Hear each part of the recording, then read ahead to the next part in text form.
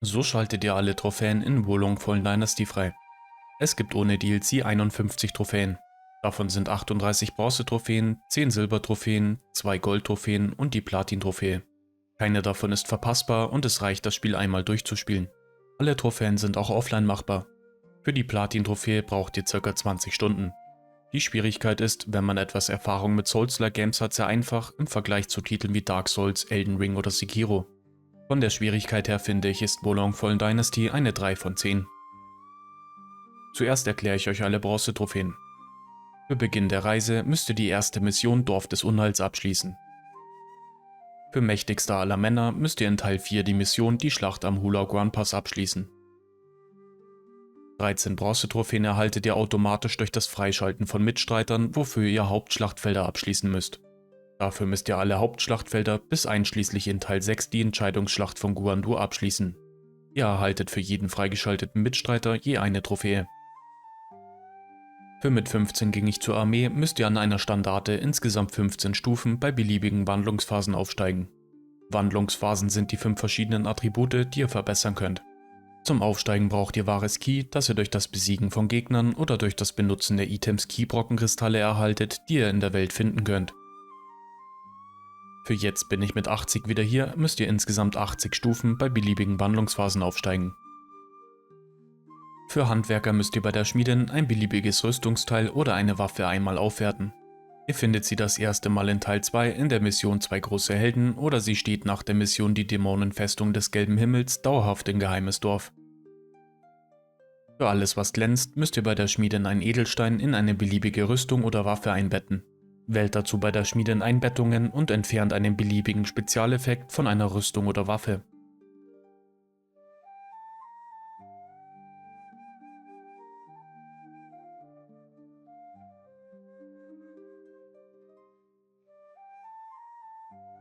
Setzt dann den dadurch erhaltenen Edelstein bei einer beliebigen Rüstung oder Waffe wieder ein.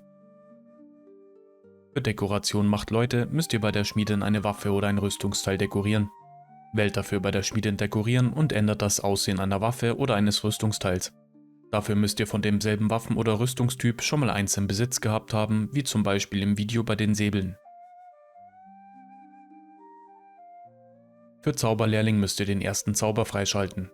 Rastet dazu an einer Standarte, geht auf Zauber und dann Zauber lernen. Ihr erhaltet die Punkte dafür durch Stufenaufstiege. Für die erste Phase müsst ihr an einer Standarte einen Angriffszauber in jeder Wandlungsphase freischalten und mit jedem davon einen Gegner angreifen. Die 5 Wandlungsphasen sind Holz, Feuer, Erde, Metall und Wasser.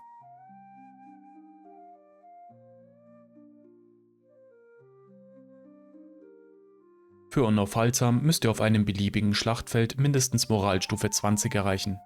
Die Moral steigt durch das Besiegen von Gegnern, Aufstellen von Standarten und Markierungsflaggen und kurzfristig durch das Nutzen von Elixier. Die Moral sinkt, wenn man stirbt, an Standarten rastet oder von einem kritischen Angriff getroffen wird. Kritische Angriffe erkennt man daran, dass der Gegner anfängt rot zu leuchten, bevor er angreift. Für verdienstvoll über alle Maße müsst ihr mit einem Mitstreiter den Eid auf Stufe 10 erhöhen und die Belohnung dafür abholen. Dafür muss euch ein Mitstreiter begleiten und ihr müsst Gegner besiegen. Ihr könnt Mitstreiter an einer Standarte unter Verstärkungen mit einem Tigersiegel rufen. Auf den verschiedenen Schlachtfeldern könnt ihr immer nur bestimmte Mitstreiter wählen. An Standarten könnt ihr unter Verstärkungen beim Mitstreiter auch eine Taste der Herzlichkeit benutzen, um die Stufe zu erhöhen. Sobald ein Mitstreiter Eidstufe 10 erreicht hat, ändert sich die Eidstufe auf Blutsbruder und ihr könnt euch an einer Standarte unter Lieferungen ein Rüstungsset abholen. Sobald ihr das Set abholt, erhaltet ihr die Trophäe. Große Bündnisse erhaltet ihr, sobald ihr alle 17 Mitstreiter freigeschaltet und mit einem Tigersiegel an einer Standarte gerufen habt. Auf den verschiedenen Schlachtfeldern könnt ihr immer nur bestimmte Mitstreiter wählen. Um alle Mitstreiter freizuschalten, müsst ihr alle Hauptschlachtfelder abschließen. Am einfachsten könnt ihr alle einmal rufen, wenn ihr auf dem Nebenschlachtfeld Teil 5 Prediger des dunklen Pfads seid. Dort könnt ihr bis auf Sun Yan alle Mitstreiter rufen. Sun Yan könnt ihr in dem Nebenschlachtfeld Teil 3 Flucht aus der Hauptstadt rufen. Ihr könnt immer nur 2 auf einmal rufen und müsst nicht mit ihnen kämpfen, um die Trophäe zu erhalten. Es reicht, sie nur kurz zu rufen und dann durch andere auszutauschen. Fantastische Form erhaltet ihr, wenn ihr alle Teile eurer Rüstung, eine Waffe, eine Fernkampfwaffe und ein Accessoire mit einem Teil mit 4 Sternen ausgerüstet habt. Umso weiter ihr in der Story voranschreitet, desto höher wird die Stufe der erhaltenen Ausrüstung. Im Wind der Freiheit erhaltet ihr, sobald ihr eure erste Standarte aufstellt. Standarten sind die großen Flaggen, an denen ihr rasten könnt. Wie niedlich erhaltet ihr, sobald ihr einen Shitisu füttert. Dafür müsst ihr einen beliebigen Ausrüstungsgegenstand nah bei einem Shitisu fallen lassen.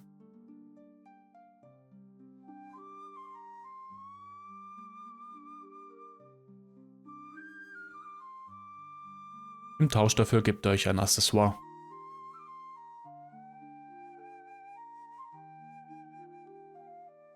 Man erkennt beim Schlachtfeld unten an dem Symbol in Form eines Pandakopfs, ob es auf dem Schlachtfeld einen Shitisu gibt. Für schnelle Reflexe müsst ihr 10-mal kurz bevor euch ein kritischer Angriff trifft ausweichen. Drückt dafür im Controller B bzw. Kreis. Kritische Angriffe erkennt ihr daran, dass der Gegner rot leuchtet, bevor er angreift. Für verwundbare Momente müsst ihr Gegner insgesamt 50 Mal mit tödlichen Angriffen treffen. Tödliche Angriffe könnt ihr ausführen, wenn ihr euch einem Gegner von hinten langsam nähert, indem ihr den Stick nur leicht nach vorne drückt und dann einen schweren Schlag mit Y bzw. Dreieck macht. Fixiert dafür den Gegner mit R3 und greift an, sobald der Kreis rot wird. Ihr könnt auch tödliche Angriffe ausführen, wenn ihr von oben auf Gegner, die euch noch nicht bemerkt haben, springt und dann Y bzw. Dreieck drückt.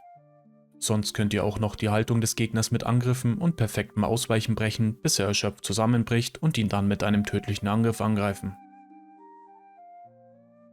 Im Menü unter Titel und dann Kampfzusammenfassung könnt ihr sehen, wie viele tödliche Angriffe ihr bisher ausgeführt habt. Für Seite an Seite müsst ihr 10 Schlachtfelder mit einem Mitstreiter an eurer Seite abschließen. Mitstreiter könnt ihr an Standarten mit einem Tigersiegel unter Verstärkungen und dann Mitstreiterrufen holen. Für Auge um Auge müsst ihr 10 Angreifer, die während einer Mission in euer Spiel einfallen, besiegen. Ihr seht eine Nachricht, wenn eine Invasion beginnt und die Angreifer werden rot dargestellt und ihr seht den Namen über ihnen. Es erscheinen in den Haupt- und Nebenschlachtfeldern im ganzen Spiel genau 10 NPC-Angreifer, die ihr nicht verpassen könnt und es reicht, wenn ihr die besiegt. Ihr müsst dafür nicht online sein. Für rechtschaffenes Urteil müsst ihr 10-mal den Gegner besiegen, der euch besiegt hat, oder online einen Gegner besiegen, der jemand anderen besiegt hat. Lasst euch dafür, falls ihr sie im Spielverlauf nicht freischaltet, von einem Gegner in der Nähe einer Standarte töten, besiegt ihn danach und wiederholt das Ganze, bis ihr die Trophäe erhaltet. Für Ruf zu den Waffen müsst ihr insgesamt 10 Tigersiegel einsetzen, um einen Mitstreiter zu rufen. Das macht ihr an einer Standarte unter Verstärkungen und dann Mitstreiter rufen. Für Unterdrückung der Ketzerei müsst ihr in Teil 2 in das Tal der weinenden Geister die 6 Hexer, die einen roten Nebel um sich haben, töten. Einer ist bei der Standarte, sobald man über die Brücke nach der Schmiedin geht. Einer ist ein Stück weiter im Kapitel, wenn man von der Standarte nach einer Brücke nach unten läuft und vor dem Shitisu die Wand hochspringt, links.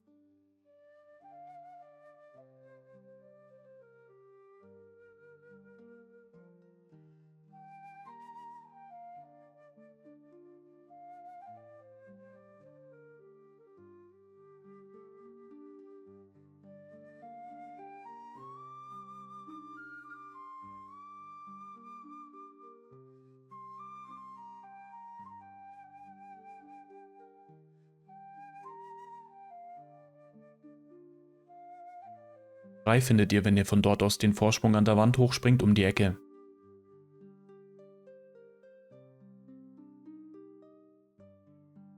Und der letzte ist, sobald ihr durch den Wasserfall gelaufen seid und bei der Standarte links hochspringt.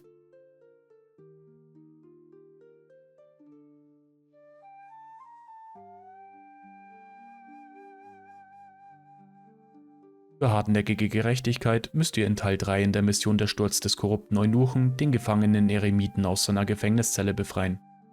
Holt euch dafür den Schlüssel bei der zweiten Standarte unten im lila Wasser in der Zelle.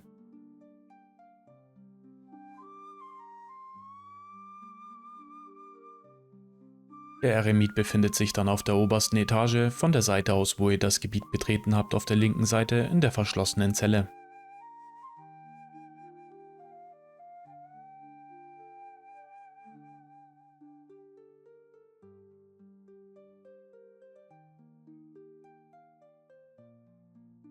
Für Helden werden sich erheben, müsst ihr in Teil 4 in Jahrhunderte des Ruhms ein Raub der Flammen den Drachen, der kurz nach der zweiten Standarte auf dem Dach erscheint, vertreiben. Schießt dafür mit Fernkampfwaffen oder Zauber auf ihn, bis er verschwindet, sobald er noch knapp ein Drittel seiner Leben hat.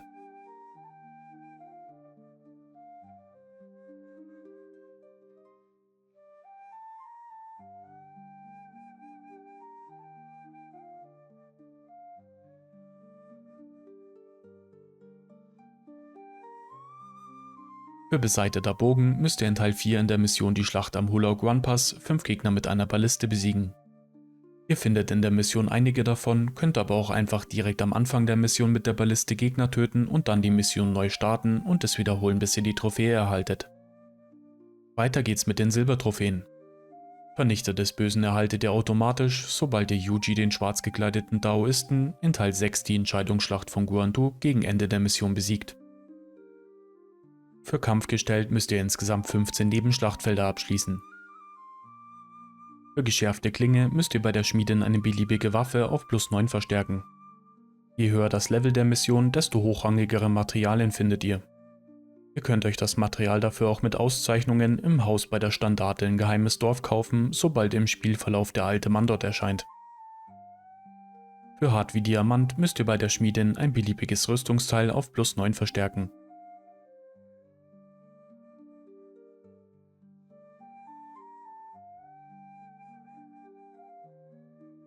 Für Zaubermeister müsst ihr an einer Standarte alle Zauber erlernen. Dafür müsst ihr circa spielen, bis ihr Stufe 80 seid. Für Töpfe und Tränke müsst ihr den Drachenheilungstopf auf seine vollständige Kapazität und Wirkungskraft verstärken. Dafür müsst ihr alle 15 Drachenader-Essenzen und alle 7 Drachenader-Kristalle im Spiel sammeln und benutzen. So erhaltet ihr alle Drachenader-Essenzen und Drachenader-Kristalle. Nummer 1 ist in Teil 2 in 2 große Helden. Folgt dem Weg nach dem ersten Bosskampf und ihr findet ihn in dem Haus hinter dem Gegner. Nummer 1 ist in Teil 2 in das Tal der weinenden Geister. Ihr findet sie an der Standarte auf dem Hügel an dem Shitisu vorbei, rechts unter der Holzplattform kurz vor dem Wasserfall. Nummer 2 ist in Teil 2 in die Dämonenfestung des Gelben Himmels gegen Ende der Mission. Ihr findet ihn, nachdem ihr das Tor geöffnet habt, links von dem Feuer in dem Haus.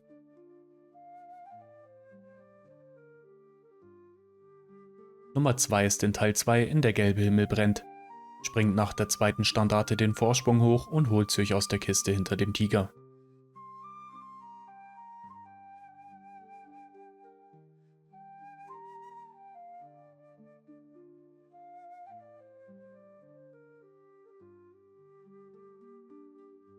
Nummer 3 ist in Teil 3 in Auf der Suche nach dem unsterblichen Zauberer. Springt dafür rechts von der Standarte vor dem Boss den Vorsprung hoch und über die Ranken, bis ihr über der Standarte seid. Nummer 4 ist in Teil 3 in der Sturz des korrupten Eunuchen. Holt euch dafür neben der zweiten Standarte im lila Wasser den Schlüssel aus der Zelle. Öffnet damit dann die Zelle hinten links in der Ecke.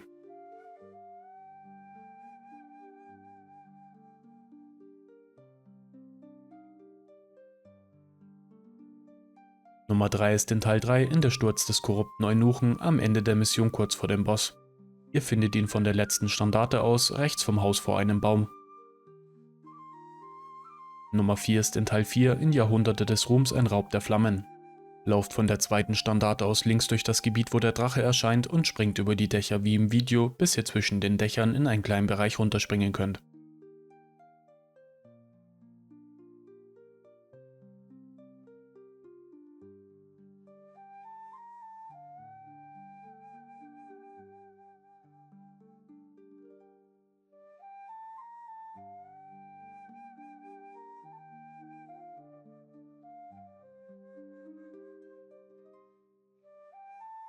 Nummer 5 ist in Teil 4 in die Schlacht am Hulog One Pass. Schießt mit der Balliste bei der Standarte vor dem großen Schlachtfeld die weiß markierten Holzbalken kaputt und holt sich aus der Kiste.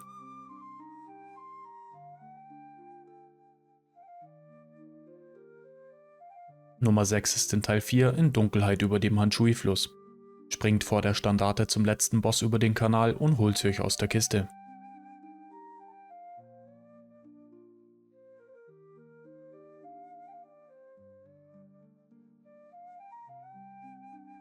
Nummer 7 ist in Teil 4 in das letzte Bankett des Tyrannen. Ihr findet sie links von der Standarte in den Kanälen durch die Tür, über dem Shitisu in dem Käfig.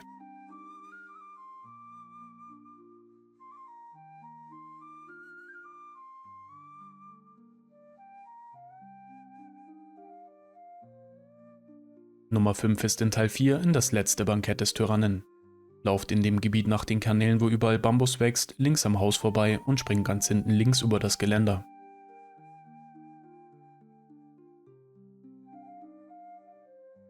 Nummer 8 ist in Teil 4 in das Schicksal der Unterhalterin. Ihr findet sie in dem Hof, wo überall Bambus wächst, auf der kleinen Brücke.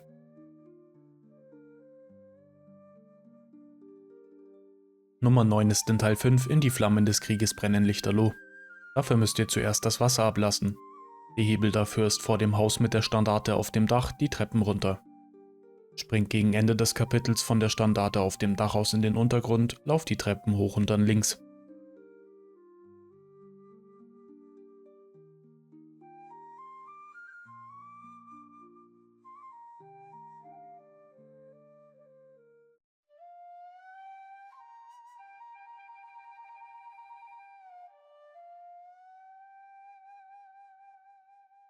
Nummer 10 ist in Teil 5 in das unbefangene Herz. Springt nach der zweiten Standarte in den Untergrund, lauft rechts und holt sich auf der anderen Seite des Kanals aus der Kiste.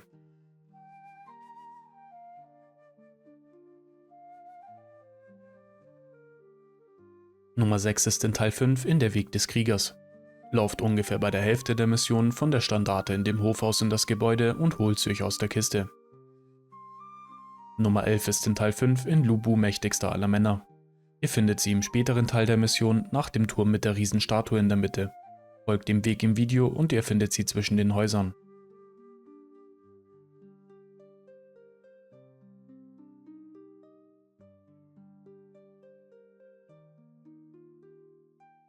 Nummer 12 ist in Teil 6 in Schaut auf die Glyphe der Rechtschaffenheit.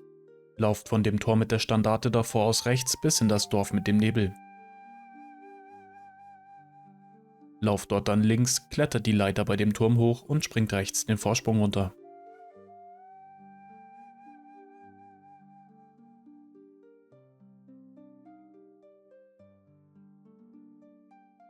Nummer 7 ist in Teil 6 in Schaut auf die Glyphe der Rechtschaffenheit. Ihr findet ihn, sobald ihr das Tor mit 2 Steinwächtern davor öffnet, ganz hinten auf dem Sarg. Nummer 13 ist in Teil 6 in der Sturm auf Fuchao. Ihr findet sie bei der Standarte vor dem Riesengegner mit dem Hammer, links in dem Durchgang in der Kiste. Nummer 14 ist in Teil 6 in die Entscheidungsschlacht von Guandu. Lauft rechts nach dem großen Tor mit den Steinsoldaten über die Ranke und durch das Schlachtfeld vorbei an der Standarte. Klettert dort bis aufs Dach und springt auf der anderen Seite runter. Ihr findet sie dann ein Stück bergab in der Truhe im Haus. Nummer 15 findet ihr ein andere, ein geheimes Dorf. Sie liegt dort im Hinterhof von dem Haus mit der verschlossenen Tür. Dafür braucht ihr beide Schlüssel. Ihr findet den Schlüssel zur Vordertür in Teil 3 in Auf der Suche nach dem unsterblichen Zauberer. Erst ganz am Ende der Mission, ein Stück vor der Stelle, wo man zum Boss runterspringen kann.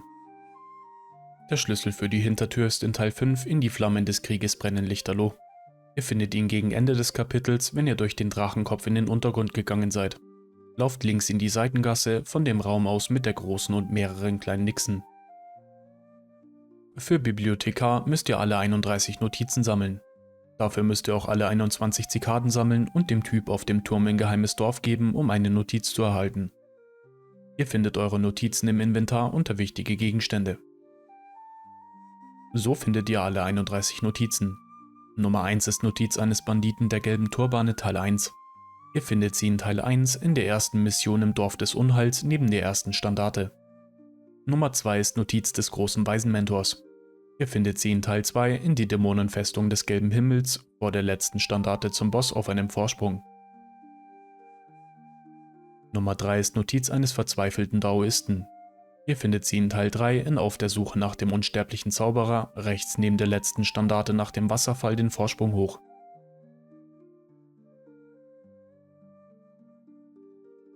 Nummer 4 ist Letzte Worte eines Gefangenen. Ihr findet sie in Teil 3 in der Sturz des korrupten Eunuchen, in einer Gefängniszelle ein Stück vor der zweiten Standarte im lila Wasser. Nummer 5 ist Notiz eines Magnaten.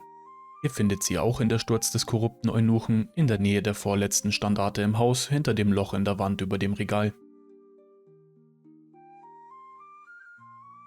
Nummer 6 ist Brief eines Sun Yan-Soldaten. Ihr findet sie in Teil 4 in die Schlacht am Hulaguan Pass. Lauft von der Standarte vor dem Schlachtfeld aus ein Stück zurück, springt den Vorsprung hoch und holt sie euch in dem Zelt. Nummer 7 ist Tagebuch eines Bündnisgenerals. Ihr findet sie auch in die Schlacht am Hulaguam Pass, ein Stück vor dem großen Tor mit der Standarte davor. Nummer 8 ist Letzte Worte einer Bewohnerin von Luoyang. Ihr findet sie in Teil 4 in Jahrhunderte des Ruhms ein Raub der Flammen, links von der zweiten Standarte in der Stadt. Nummer 9 ist Beeindruckende Brunnenzeilen. Ihr findet sie auch in Jahrhunderte des Ruhms ein Raub der Flammen in einem Hof nach der Passage mit dem Drachen, der auf dem Dach erscheint. Nummer 10 ist Letzte Worte eines Beamten. Ihr findet sie auch in Jahrhunderte des Ruhms ein Raub der Flammen gegen Ende der Mission. Klettert in dem großen Hof hinten links in der Ecke auf das Haus und springt in das Loch im Dach. Nummer 11 ist Kritzelei eines Brokat-Segelpiraten. Ihr findet sie in Teil 4 in Dunkelheit über dem Hanshui-Fluss, ein Stück vor dem Tor in die Stadt, auf dem Schiff in einer Kiste.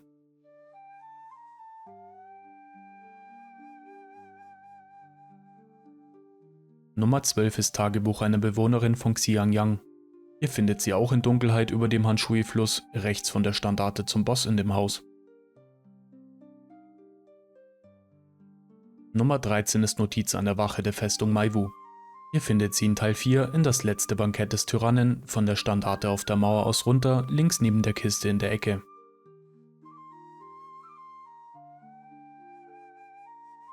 Nummer 14 ist Notiz eines Gefängniswärters der Festung Maiwu. Ihr findet sie auch in das letzte Bankett des Tyrannen, rechts von der Standarte in den Abwässerkanälen den Tunnel lang, nach den Gefängniszellen rechts.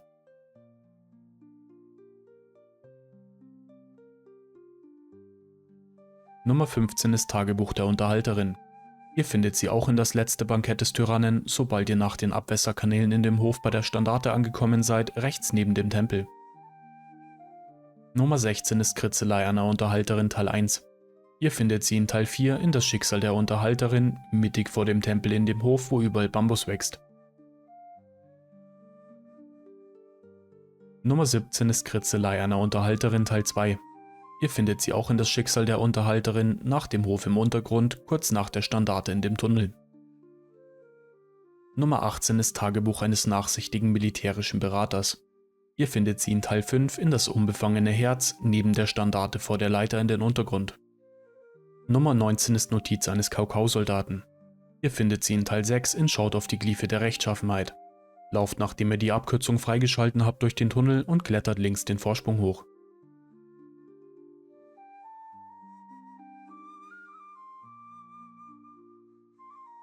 Nummer 20 ist Notiz von Yan Liang. Ihr findet sie auch in Schaut auf die Glyphe der Rechtschaffenheit bei der Standarte vor dem Tor zur Arena auf dem Vorsprung. Nummer 21 ist Brief eines Grabräubers. Ihr findet sie auch in Schaut auf die Glyphe der Rechtschaffenheit nach der Standarte vor dem Tunnel mit den Steinwächtern rechts im Tunnel.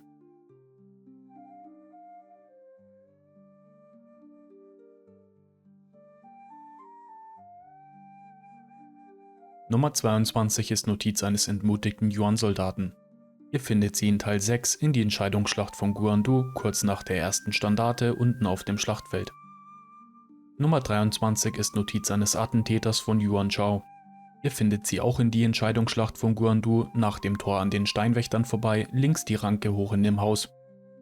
Nummer 24 ist Notiz eines Gefangenen der Cao-Cao-Armee. Ihr findet sie auch in die Entscheidungsschlacht von Guandu. Lauft nach dem Tor mit den Steinwächtern dahinter rechts die Ranke hoch und dann links weiter bis über die Ranke in das umgekippte Haus.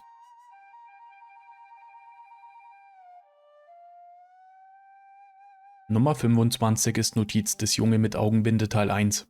Ihr findet sie in Teil 6 in der geduckte Drache brüllt, hinter euch in dem Haus, wo man das Level beginnt, rechts auf der Bank. Nummer 26 ist Notiz des Junge mit Augenbinde Teil 2. Ihr findet sie auch in der geduckte Drache brüllt, hinter euch in dem Haus, wo man das Level beginnt, links hinter dem Tisch. Nummer 27 ist Notiz eines verängstigten Händlers. Ihr findet sie auch in der geduckte Drache brüllt, ein Stück weiter vom Spawn, links vor dem Durchgang vor einem Holzpfosten. Nummer 28 ist Notiz eines Dörflers. Ihr findet sie auch in der geduckte Drache brüllt, rechts nach dem Durchgang hinter den Felsen in der Ecke.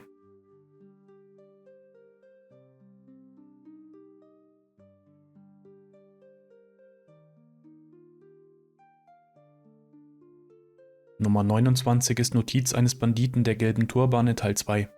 Ihr findet sie auch in der geduckte Drache brüllt, kurz vor der letzten Standarte, unten wo die Treppen anfangen. Nummer 30 ist Notiz einer schmachtenden Frau. Ihr findet sie in Andere, in Geheimes Dorf, links von der Standarte über die Ranke, hinter der Hütte.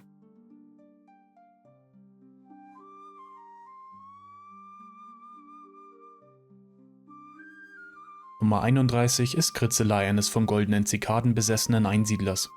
Ihr erhaltet sie von dem Typ auf dem Turm, der euch nach goldenen Zikadenhüllen fragt, sobald ihr ihm alle 21 Zikaden gegeben habt.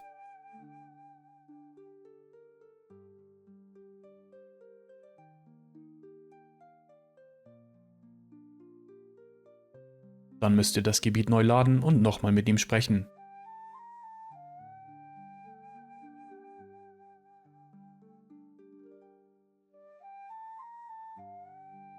Ladet das Gebiet nochmal neu, dann ist er verschwunden und es liegt stattdessen die Notiz am Boden.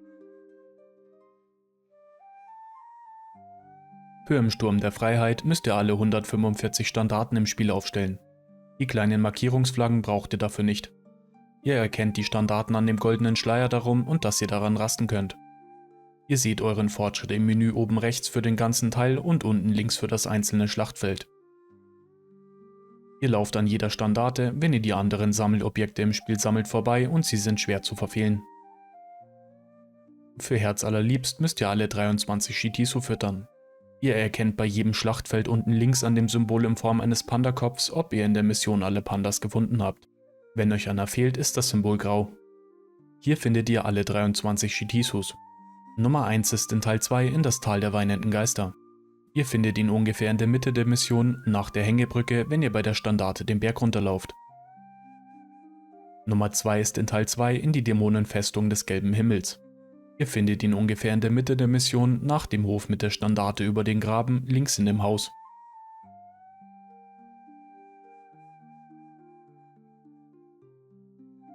Nummer 3 ist in Teil 2 in die fliegende Schwalbe von Heishan. Ihr findet ihn, wenn ihr von der Standarte aus dem Weg folgt, rechts vor dem Tor hinter dem Turm.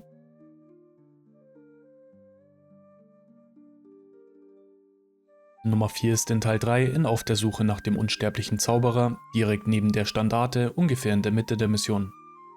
Nummer 5 ist in Teil 3 in der Sturz des korrupten Eunuchen. Ihr findet ihn, wenn ihr von der letzten Standarte vor dem Boss aus den Teich überquert, die Leiter hochklettert, um die Ecke auf dem Dach.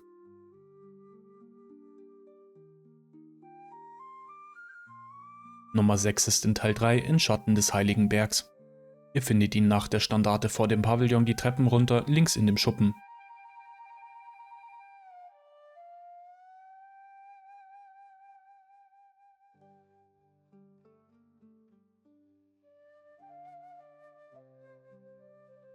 Nummer 7 ist in Teil 3 in Flucht aus der Hauptstadt. Ihr findet ihn, wenn ihr in das Haus geht, links die Treppen hochlauft und über die Lücke springt.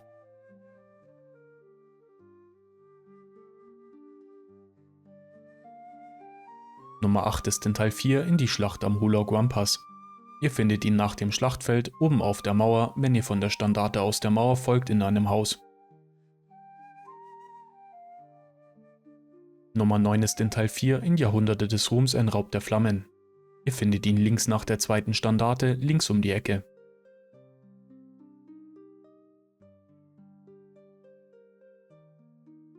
Nummer 10 ist in Teil 4 in Dunkelheit über dem Hanshui-Fluss. Ihr findet ihn nach dem Tor in die Stadt, neben der Standarte in dem Haus. Nummer 11 ist in Teil 4 in das verlorene heilige Artefakt. Ihr findet ihn, wenn ihr von der zweiten Standarte aus die kaputte Brücke runterspringt. Nummer 12 ist in Teil 4 in das letzte Bankett des Tyrannen. Ihr findet ihn in den Kanälen, wenn ihr links von der Standarte durch die Tür geht. Nummer 13 ist in Teil 4 in das Schicksal der Unterhalterin. Ihr findet ihn bei der zweiten Standarte, in dem Hof, wo überall Bambus wächst, links vor der Treppe zum Tempel. Nummer 14 ist in Teil 5 in die Flammen des Krieges brennen Lichterloh. Ihr findet ihn ungefähr in der Mitte der Mission, nach einer Brücke, ein Stück hinter der Standarte in einer Gasse. Nummer 15 ist in Teil 5 in der Weg des Kriegers. Ihr findet ihn ungefähr in der Mitte der Mission, nach einer kleinen Brücke zu einer Standarte ein Stück weiter, links auf dem Felsen. Nummer 16 ist in Teil 5 in Lubu mächtigster aller Männer. Ihr findet ihn ungefähr in der Mitte der Mission, in dem Turm mit der riesigen Statue in der Mitte, wenn ihr bei der Standarte die Leiter hochklettert. Nummer 17 ist in Teil 5 in das unbefangene Herz. Ihr findet ihn, wenn ihr im Untergrund dem Weg folgt, über die Säulen springt und rechts die Leiter hochklettert.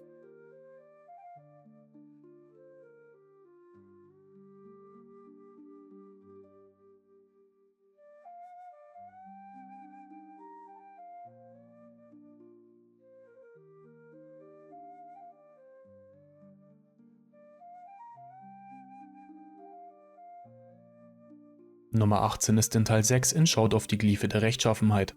Ihr findet ihn ungefähr in der Mitte der Mission, sobald ihr die Abkürzung durch das Gebäude freigeschalten habt. Springt über das Dach ins Gebäude und dann rechts um die Ecke.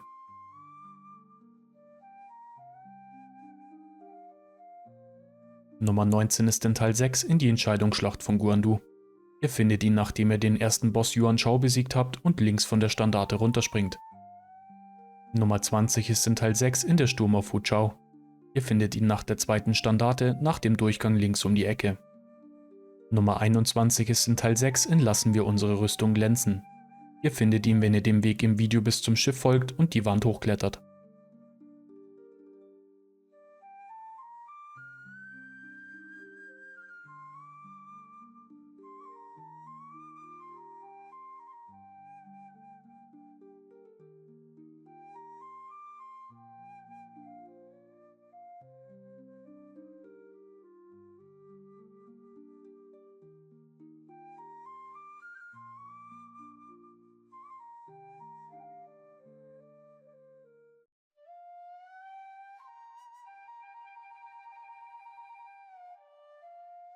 Nummer 22 ist in Teil 6 in Erbsiegel des Reichs.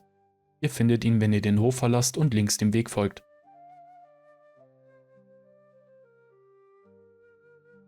Klettert durch das Haus und er sitzt dort links in der Gasse.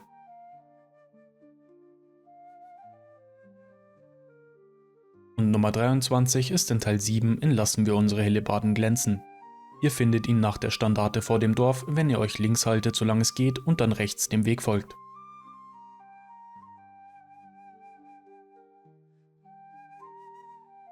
Für Aufstieg müsst ihr dem Typ auf dem Turm in Geheimes Dorf alle 21 goldenen Zikadenhüllen geben.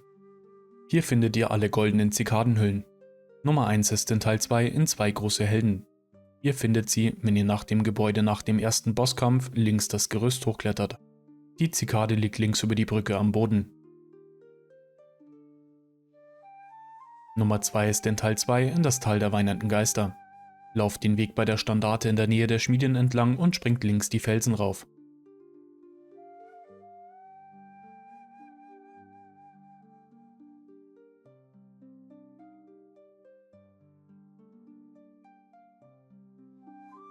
Lasst euch dann bei der Hängebrücke durch das Loch fallen.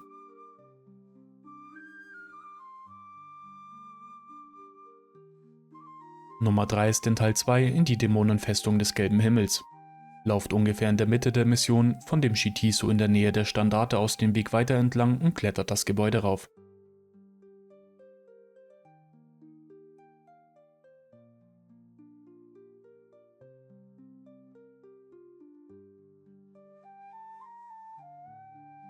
Nummer 4 ist in Teil 3 in Auf der Suche nach dem unsterblichen Zauberer.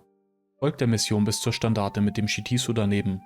Geht weiter den Berg rauf, folgt links der ersten Ranke, die ihr seht, und springt auf den Vorsprung.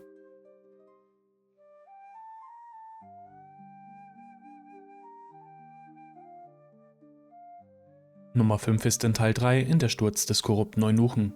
Klettert bei der zweiten Standarte unten im lila Wasser die Leiter hoch, springt links die kaputten Treppen runter und holt euch in der Gefängniszelle hinten rechts.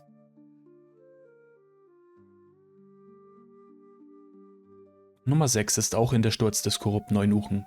Klettert vor der letzten Standarte die Wand rauf, folgt dem Dach und springt am Ende auf das Dach des anderen Gebäudes. Nummer 7 ist in Teil 4 in die Schlacht am Hulaguan Pass. Springt bei der Standarte vor dem großen Schlachtfeld in den Graben und folgt ihm nach rechts bis ganz zum Ende. Nummer 8 ist in Teil 4 in Jahrhunderte des Ruhms ein Raub der Flammen. Lauft von der zweiten Standarte aus links in die Gasse und lauft durch das Feuer.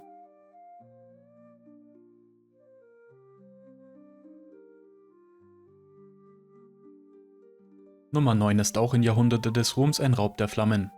Lauft von der Standarte in dem Hof aus, wo ihr auch das Tor zur zweiten Standarte als Abkürzung öffnen könnt, rechts. Springt sobald links ein Loch in der Wand kommt runter und ihr findet sie in dem Kanal in einer Seitengasse.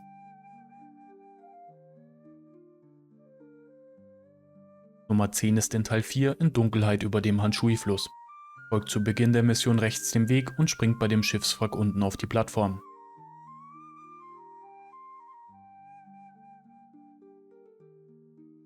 Nummer 11 ist in Teil 4 in das letzte Bankett des Tyrannen. Lauft von der Standarte auf der Mauer aus ein Stück zurück und springt in der Mitte der Mauer runter auf das schmale Dach.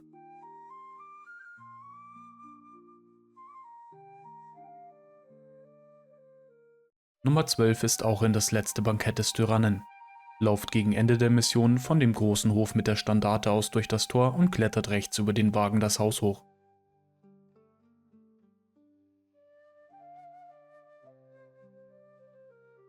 Nummer 13 ist in Teil 5 in die Flammen des Krieges brennen Lichterloh. Springt bei der Standarte nach der Brücke über den umgestürzten Turm und folgt dem Weg. Haltet euch rechts, bis ihr die Zikade in einer Truhe findet. Nummer 14 ist auch in die Flammen des Krieges brennen Lichterloh.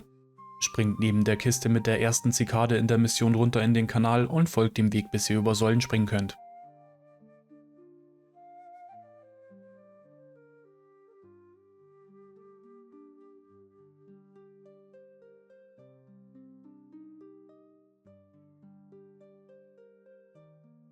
Die Zikade ist in der Truhe auf der Plattform in der Mitte mit den 2 Steinwächtern daneben. Nummer 15 ist in Teil 5 in der Weg des Kriegers. Springt nach Beginn der Mission runter, sobald es geht, und folgt links dem Weg.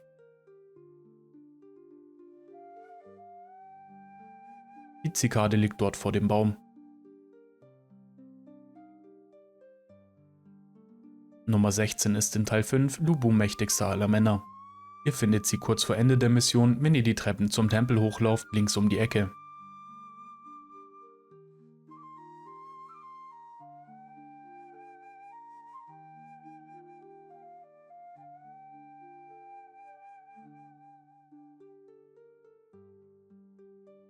Nummer 17 ist in Teil 6 in Schaut auf die Glyphe der Rechtschaffenheit. Ihr findet sie ungefähr in der Mitte der Mission, wenn ihr durch den Tunnel, den ihr als Abkürzung freischalten könnt, lauft.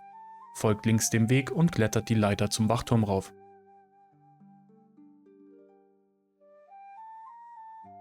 Nummer 18 ist auch in Schaut auf die Glyphe der Rechtschaffenheit. Geht gegen Ende der Mission nach der Standarte und dem Tunnel mit den Steinwächtern links, springt den Vorsprung hoch und ihr findet sie links um die Ecke.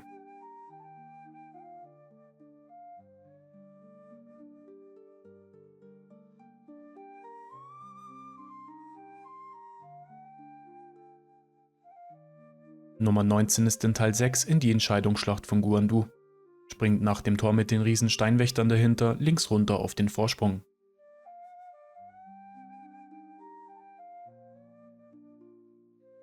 Nummer 20 ist auch in die Entscheidungsschlacht von Guandu. Springt bei der Standarte nach dem ersten Boss links runter und ihr findet sie neben dem Panda. Und Nummer 21 findet ihr unter anderem in Geheimes Dorf. Die Zikade liegt unten in dem Turm, auf dem der Typ steht, der euch nach goldenen Zikadenhüllen fragt.